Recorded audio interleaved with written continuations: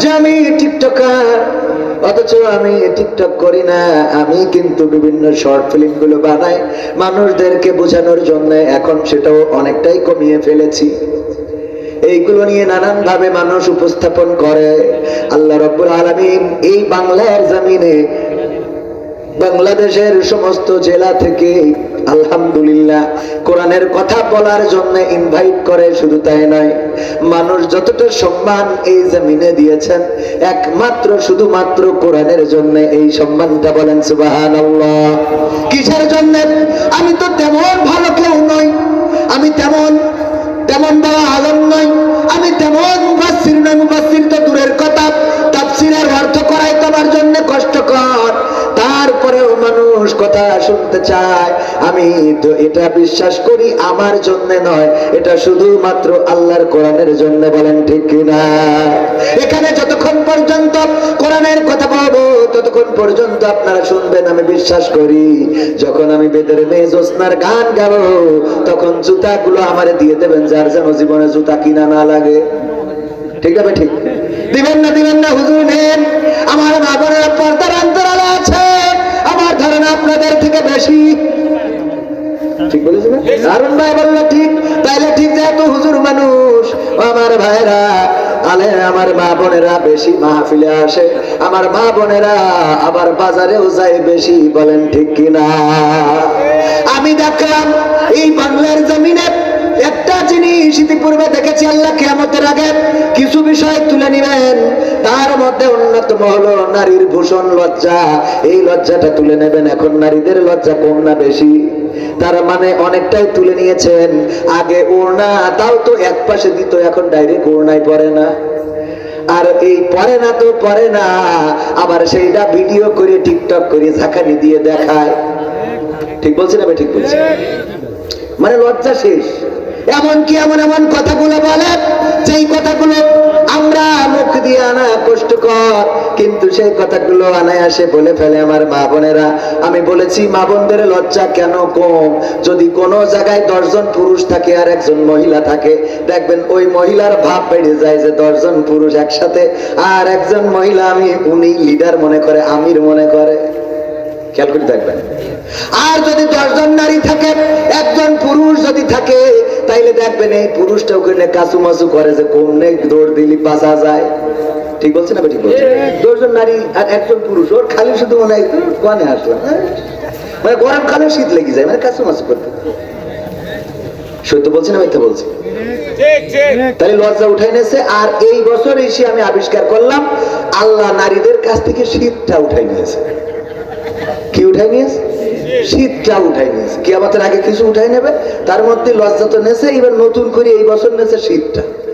এত শীত যে শীতই আমি তো নিয়মিত রাত্রে মাহফিল করে বেড়াই, যেদিন একটু সুযোগ পাই বাড়ি আসা, তাও মনে করি আজকে না যাই। বোঝানি? হ্যাঁ, তাহলে বাকি টুক না বললাম তো মনে করি আজকে না যাই। আর এই শীতই আমাদের বউদের বাজারে ঘুরে বেড়াতে কোনো অসুবিধা নেই, আনায়াসে ঘুরে বেড়াচ্ছে। প্যান্ট শার্ট তো তাও না পরলে ভালো হয়।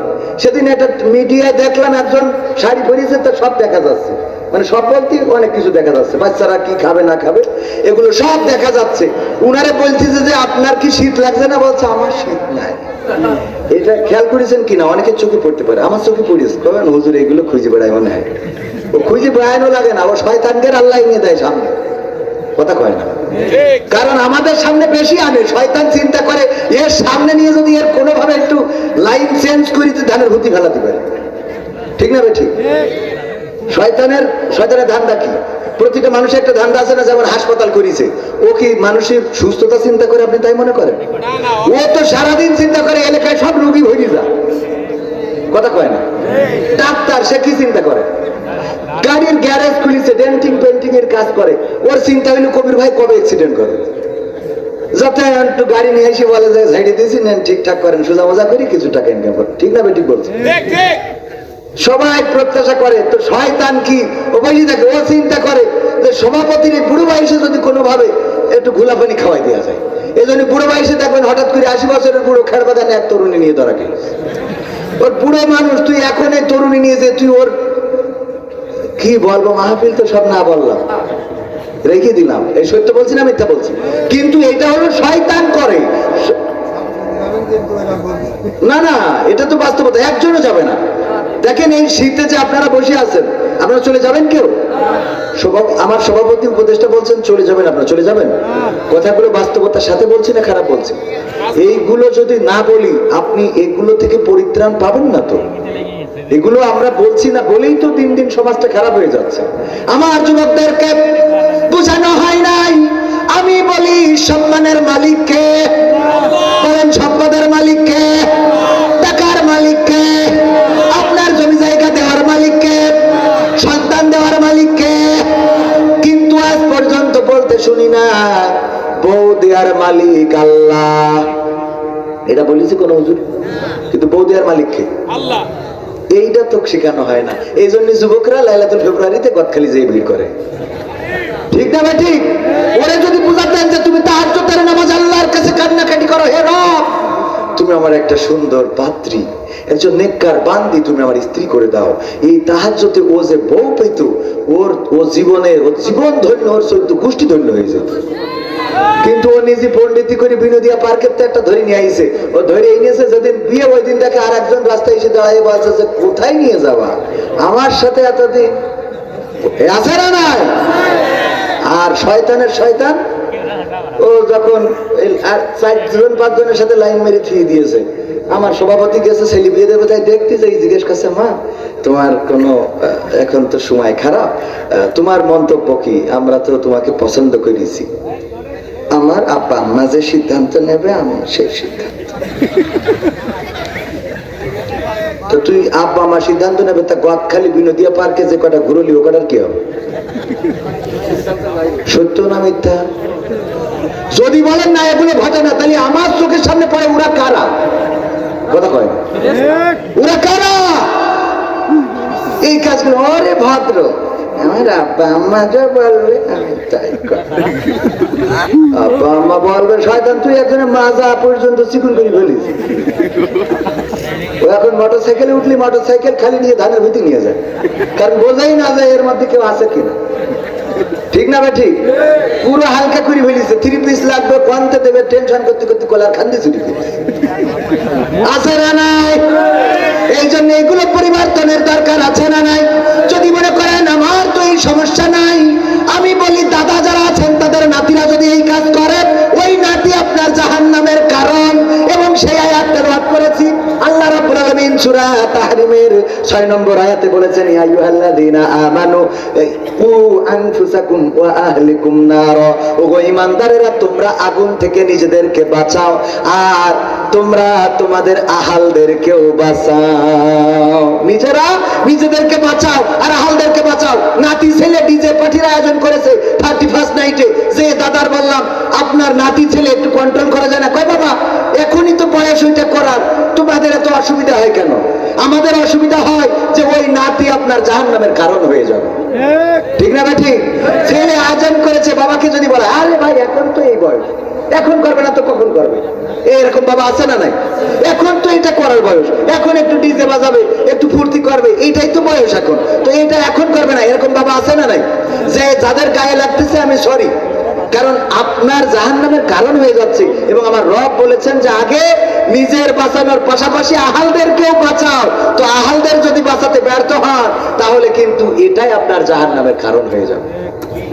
এই জন্য আজকের কোরআনের যে শিক্ষাটা আমি আপনাদের দিতে চাইছি সেটা হলো, আল্লাহ বলছেন যে ওগো মানুষ তোমরা নিজেরা নিজেদের আগুন, মানুষদেরকেও বলে না, ইমানদারদেরকে। কাদেরকে? ইমানদারদেরকে। যাই হোক ভাইয়ের আমার, আপনাদের মনে হচ্ছে কষ্ট হচ্ছে? কষ্ট হচ্ছে? কষ্ট হচ্ছে না? হাত বের করেন না, হাত বের করেন না। আপনারা কষ্ট হচ্ছে না তো? কারণ এই চাদরের মধ্যে থেকে হাত উঁচু করাবো, এটা আমারই কষ্ট লাগতেছে।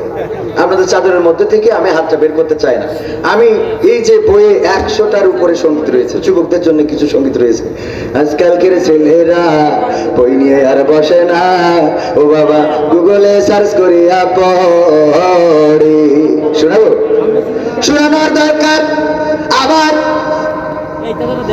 ওই যে আমাদের ফ্যাসিস্টদের নিয়ে কত সঙ্গীত সব শোনাতে মন চায়, কিন্তু শীতের রাত হাত ঠান্ডা হয়ে যায়। আমার মা বোনেরা রয়েছেন, মা বোনদেরকে বলবো, আমার রব বলেছেন ওয়াকরনা ফি বুয়ুতিকুন্না ওয়ালা তাবাররাজনা তাবাররুজাল জাহিলিয়াতিল উলা। ওগো নারীরা, তোমরা পর্দার মধ্যে থাকো, জাহিলি যুগের মেয়েদের মতো সেজে গুজে নিজেদেরকে প্রদর্শন করে বেড়ায়ও না। আল্লাহ যেহেতু আপনাদের পর্দা করতে বলেছে, সুতরাং পর্দার মধ্যে থাকার দরকার আছে না নাই? কত কয় না আছে না নাই? কিন্তু আমার মা বোনেরা বলল, আল্লাহ তোমার কথাও থাক আর শয়তানের কথাও থাক, তোমার কথাও রাখলাম আর শয়তানের কথাও থাকলো। বুরকা পরে, তার আগে সাজুগুজু করে, এবার বিনোদিয়া পার্কে যায়, তারপরে মুখটা খোলে, ওখানে যে স্ন্যাক্স আছে, কফি হাউস আছে, ওখানে বসে বসে আড্ডা দেয়। তোমায় দেখলে মনে হয় 1000 বছর তোমার সাথে ছিল পরিচয়, বান্ধবী ছিল পরিচয়। কি বলে আছে না নাই?